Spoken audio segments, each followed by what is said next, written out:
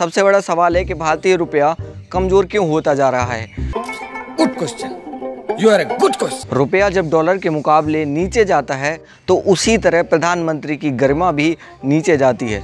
अच्छा, हमको सिखा रिया है। मैं जो भी बोल रहा हूँ ये हमारे प्रधानमंत्री जी के ही शब्द थे, लेकिन प्रधानमंत्री बनने से पहले रुपये की कीमत जिस तेजी से गिर रही है, कभी कभी तो लगता है कि दिल्ली सरकार और रुपये के बीच में कंपटीशन चल रहा है, किसकी आबरू तेजी से गिरती चली जा रही है। आप मुझ पर विश्वास नहीं करेंगे, इसलिए मैंने टाइम मशीन का यूज किया और टाइम में पीछे जाकर हमने उनसे कुछ सवाल पूछे। न रुपये की कीमत की चिंता है, उन्हें अगर चिंता है तो कुर्सी बचाने के कार्यक्रमों की चिंता है।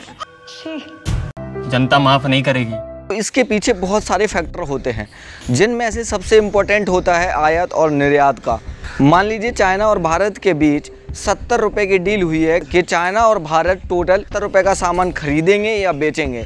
तो उसमें से 60 रुपए का सामान भारत ने चाइना से खरीदा है और 10 रुपए का सामान चाइना को बेचा है। इस सामान को खरीदने और बेचने का जो गैप है वो 50 रुपए का है और इसी को हम लोग अंतर्राष्ट्रीय व्यापार घाटा कहते हैं। फैक्ट ये है कि भारत अधिकतर चीज़ें विदेशों से मंगवाता है और बेचने के मामले में काफ़ी पीछे है, जिस वजह से व्यापार घाटा बहुत ज़्यादा होता है। अरे देवा, ये गड़बड़ है बाबा। दूसरा सबसे बड़ा फैक्टर है मैन्युफैक्चरिंग। मान लीजिए या फिर भारत कितनी ज़्यादा चीज़ें अपने देश में बनाता है, जिन चीज़ों की विदेशों में अच्छी खासी ज़रूरत है। तेरा तो गेम बजाना पड़ेगा। डॉलर के सामने रुपए का गिरने का कारण भारत में राजनीतिक अस्थिरता एवं ऐसी पॉलिसी जिनको लेकर के बिजनेसमैन रिस्क महसूस करता है, जिसकी वजह से वो अपना पैसा भारत से लेकर के विदेशों में भाग जाता है। कुछ अंधभक्तों का कहना है कि इससे हमारे देश में व्यापार और आएंगे, लेकिन आप फैक्ट देखेंगे कि जो अमीर हैं वो हमारे देश से उल्टा भाग रहे। उनके भागने का कारण एक और है, पुअर इंफ्रास्ट्रक्चर।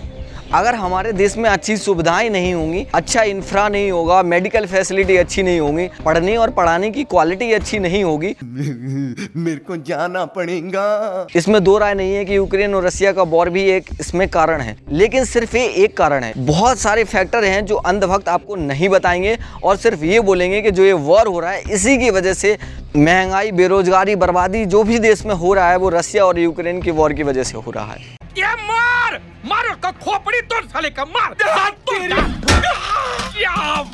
एक टर्म बहुत ज्यादा यूज किया जाता है जिसको हम फॉरेक्स बोलते हैं। डॉलर के मजबूत होने की वजह से उसमें हमें लाखों और अरबों का नुकसान होता है। कोई सबूत है? जब रुपया डॉलर के सामने कमजोर होता है तो जिसमें सबसे ज्यादा इम्पैक्ट पड़ता है पेट्रोल और डीजल पर। पेट्रोल और डीजल के प्राइस बढ़ने की वजह से हर एक चीज पर इम्पैक्ट पड़ता है, क्योंकि हर प्रोडक्ट की ट्रांसपोर्टेशन कॉस्ट बढ़ जाती है। अब हम बात करते हैं कि रुपया कैसे मजबूत हो सकता है। अगर सरकार चाहती है कि रुपया मजबूत हो तो हमारे यहाँ मैन्युफैक्चरिंग हब खुलवाने चाहिए। बहुत सारे जो स्टार्टअप चल रहे हैं उनमें सरकार को इन्वेस्टमेंट करना चाहिए, लेकिन बैंक के लिए आसान होता है उन लोगों को लोन देना जो पहले से ही बहुत अमीर हैं, चाहे वो उनका पैसा लेकर के भाग जाएं। और एक बार रुपया गिरता चला जा रहा हो तो दुनिया की आर्थिक शक्तियां इसका भरपूर फायदा उठाती है। उसको भी रोकने में दिल्ली की सरकार पूरी तरह विफल गई है।